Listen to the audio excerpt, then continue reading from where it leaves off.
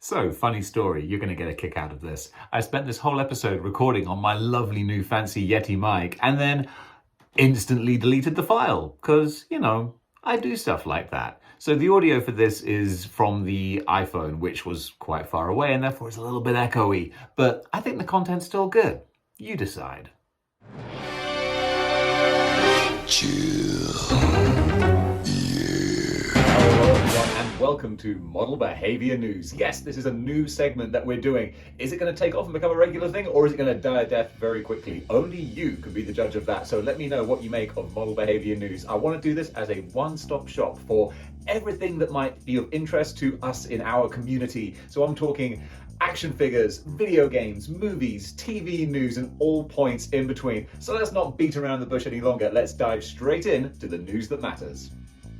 Well, as this is first and foremost an action figure channel, we're going to cover the action figure news, courtesy of Toyark. Go over to toyark.com or whatever their website is to get this information firsthand. I'm going to save you a few clicks and rob them of ad revenue. Man, I'm being a dick. Anyway, Mortal Kombat 11 figures have been previewed by McFarlane Toys. So we have 4 new Mortal Kombat figures that we can start salivating over. First of all, we have Liu Kang. Awesome! In his alternate yellow pants. Why are you doing this to us? So again, McFarlane are trying to eke out every last cent they can from this line, so we're getting the alternate characters first before we get the ones that we actually want. So Liu Kang, I'm going to leave you sitting on the shelf. However, we also get Noob Saibot, and oh my god, this figure looks beautiful. Noob Saibot isn't even one of the main sort of core classic 7 Mortal Kombat characters, but you better believe I'm going to get him because he looks too badass to pass up. Then of course, speaking of badasses, we have Shao Kahn. However, this is the silver variant of Shao Kahn, so again, I'm going to leave that figure to someone else. And finally, we have Kabal, and Kabal looks awesome. So of these 4, Noob Saibot and Kabal for me are definite purchases. Not to be outdone, NECA have released the final packaging for their Rat King and Vernon 2-pack. I just realised that Vernon kind of sounds like vermin, so that sort of makes sense that they go together. And it looks as pretty as you would expect the NECA Turtles packaging to be. It's bright, it's colourful, it's all the things that we, as I say, come to expect from these. Rat King looks great, he looks like a lot of fun. Vernon comes with the rat head as well, so you've got some diversity with like how you want to play with them and partner them up and display them. Unfortunately, I still don't have an April O'Neil, so I think I might pass on this set. So actually, by not having April, I'm kind of saving myself some money, because you can't have Vernon and not April. That's just like having Jim the Anvil but no Bret Hart. Now then, for the man who has everything, I've got something you can get him for Christmas. It is a life-size Thanos bust. Yep, no messing around. This thing looks insane. Go over to Toyark to see some amazing pictures of it and also find out where it can be purchased. If you have a few £1,000s just kind of kicking around down the back of your sofa, go out and consider it. That would make one hell of a garden ornament. In the I can't believe this is a toy section, we have the NECA female, or is it cross-dressing, or who knows? The NECA gremlin with the big lips, lipstick, and the 2-piece lady clothes, although clothes are gender neutral, I'll have you know. Gremlin figure. Boy, I really went around the bushes with that one. It's the new Gremlin figure from Gremlins 2, The New Batch, one of the most underratedly awesome sequels of all time. I absolutely love Gremlins 2. If you haven't seen it, do yourself a favor. It's one of those really rare instances where the sequel is a parody of the original, and that's really, really cool. They didn't try to top Gremlins. They were like, let's make fun of what we did. And one of the things that came out of it was the NECA Lady Gremlin. And finally, I'm not a Power Rangers collector. I enjoyed Power Rangers as a teen. Yeah, a teen. I wasn't a kid. I was technically too old for Power Rangers, but there's no such thing as being too old for anything. So I enjoyed Power Rangers when it was on TV, and it has been announced that there's going to be one heck of a badass looking Power Rangers Zord coming out. Flame Toys is once again teaming up with Hasbro for a new Power Rangers Dino Megazord. This will be released in their Go Karakuri line. Stay tuned to Toyark for more details, to be released soon. And that does it for our toy news. Moving over now to TV news, and we have had a trailer released for Young Rock. This is an NBC sitcom which is all about the life on the formative years of Dwayne Johnson, aka The Rock. And the trailer looks fine. It looks like a sort of an NBC family comedy. You know, it's probably quite good fun. I imagine there are some artistic licenses and liberties taken with the actual story of The Rock's life, but I mean, it's for entertainment, so why not? You know, Dwayne Johnson is just the most likable sort of celebrity human being in the world, so I mean, let's face it, he's probably going to be president of the United States at some point, so we might as well find out what his upbringing was like, and this looks like it could be a lot of fun. Sticking with TV now, we have just a little interesting tidbit about WandaVision. In an interview on imdb.com, Paul Bettany, who plays the Vision, mentioned that there was actually an end credits scene planned for Avengers Endgame that was going to hint towards WandaVision. Apparently the scene involved Wanda opening up like a cadaver storage sort of thing, and you're bringing out the body of Vision and sort of, I don't know, looking at him ominously, I suppose. But eventually that was cut from the film, which Bettany says is a shame because he would have got a nice little participation check from that. Over to video game news, and it's more woes for CD Projekt Red. Unfortunately, they have got another lawsuit on their hands for Cyberpunk 2077.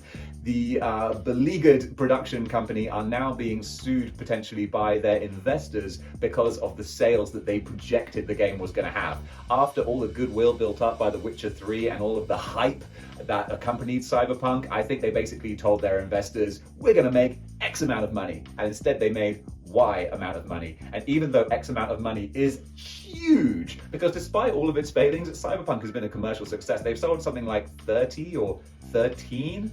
It's got a 3 in it.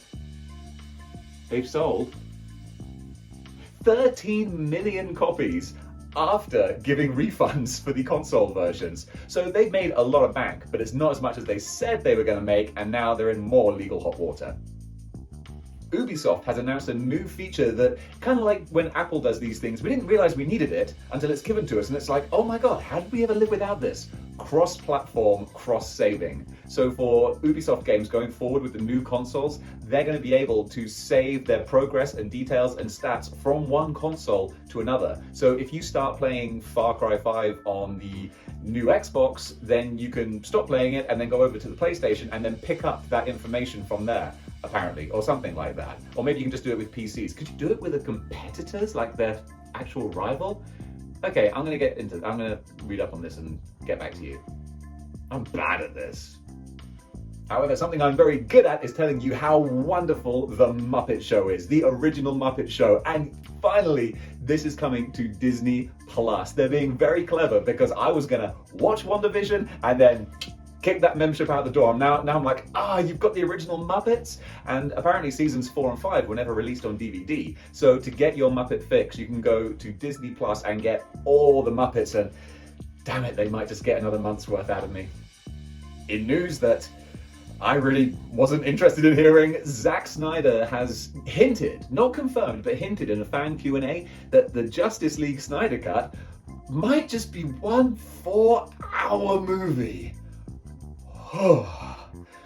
Yeah, so in a fan Q&A, he said something along the lines of, rather than putting it out piecemeal, they were just going to do one big chunk, basically. And this gives an impression that it might actually be one big 4-hour movie. However, that could also keep in mind the fact that it might be that he's saying they're going to put it all out in one go. So it might be 4 one-hour episodes that you can watch back to back to back, as opposed to doing it weekly. So they might do like a Netflix Cobra Kai. What's Cobra Kai? Yeah, that all came out at once as well. So it might just be, here's all 4 episodes, have at it. Which actually I think will be really interesting to see how many people watch episode 1 compared to how many people watch episode 4, because I can imagine after the initial curiosity, there being a big drop-off. Prove me wrong.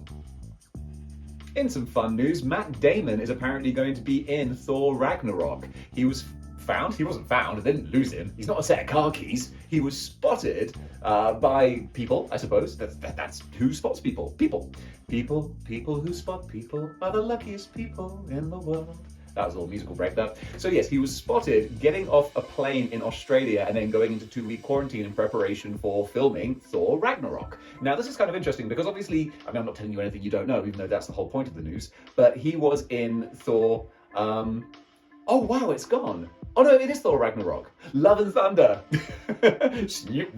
Reverse. So, Matt Damon is going to be in Thor Love and Thunder. I'm not editing this.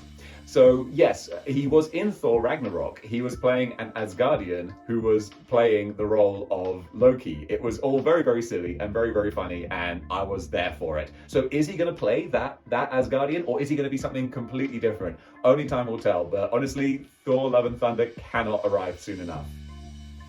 Over in wrestling news, WWE has announced stadium shows for WrestleMania 2021, 2022, and 2023, and I just threw up in my mouth a little bit just talking about WWE because it's a disgusting garbage company. However, Triple H and Stephanie McMahon, changed their lizard form into human so that they could do a jokey little video announcing that they were going back to stadiums for WrestleMania. And let me just see where they're taking place. I don't care. Either way, this year's WrestleMania is going to be in the stadium it was supposed to be in last year, I think, and they're going to have like a 40% capacity, which sounds like a lot. But I mean, hey, if you can do it, fill your boots. You're still going to be a garbage company doing horrible television, so it is what it is. But hey, if you enjoy that, then go for it. In much more interesting wrestling news, Kenny Omega pinned Rich Swann in the Impact Wrestling pay-per-view on Saturday in a 6-man tag. It was the Impact representatives of Rich Swann, Alex Shelley, no, was it Chris Sabin? It was Chris Sabin. It was Rich Swann, Chris Sabin, and Moose against the Bullet Club, don't call them Bullet Club, of, gosh, I'm bad at this. My brain's just going all over the place. Kenny Omega and the Good Brothers. So Kenny Omega pinned Rich Swann, which could probably lead to a champion versus champion match, and Kenny Omega will continue his belt collector storyline, most likely, adding the Impact Championship to his collection. Circling back around to Thor Love and Thunder news, because heaven forbid I do anything in any kind of logical order, the lady who plays Nebula is also going to be in the movie, whose name is Karen Gillan. Karen Gillan confirms that she's going to be in Thor Love and Thunder. These will get better, I promise. But yes, so she posted on, I think it was Instagram, sort of saying, hey, I'm probably doing the whole head shaving bald thing because I'm going to be in Thor Love and Thunder. And I say, bring it on. Speaking of more Marvel movies, I'm going to remember this just because I'm on a roll now. Spider-Man, the third Spider-Man, which doesn't have a title yet. A Long Way Home? I don't know. A Long Way Home, maybe. Anyway, yes, it was posted on the Twitters that, first of all, we got a little glimpse of Spider-Man's costume, which is still the pointless sort of black and red redesign from Far From Home. Why? I don't know. But it does have like a little white outline around the spider on the chest, which, might be a costume change, or it might actually just be something that's going to be like CGI'd or something in post. Who knows? It's not anything that's really too noteworthy. And there were also pictures of Tom Holland's brother on set as well, because he might have just been on set, or he might actually be in the movie. Who knows? Let's find out.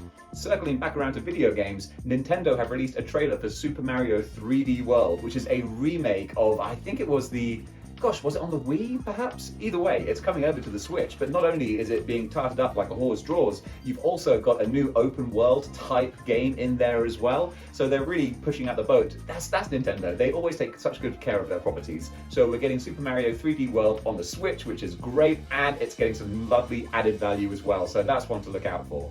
And folks, that's your news for today. What did you think of this? I mean, besides the delivery, which was kind of scattershot with a jackhammer stammer, I thought this was kind of fun. Is this a fun way to start your day? You can have your coffee and cornflakes and just catch up on the news of, if I did this daily, it would be the news of the day. It takes a little while to produce, but hey, if people enjoy it, then damn it, that's what I'm gonna do. So folks, until next time, I'm gonna leave you with the Data Blast. More amazing stuff from Instagram. Go check out the creators and give them a follow because they deserve recognition for the great work they do. And until next time, keep displaying model behavior.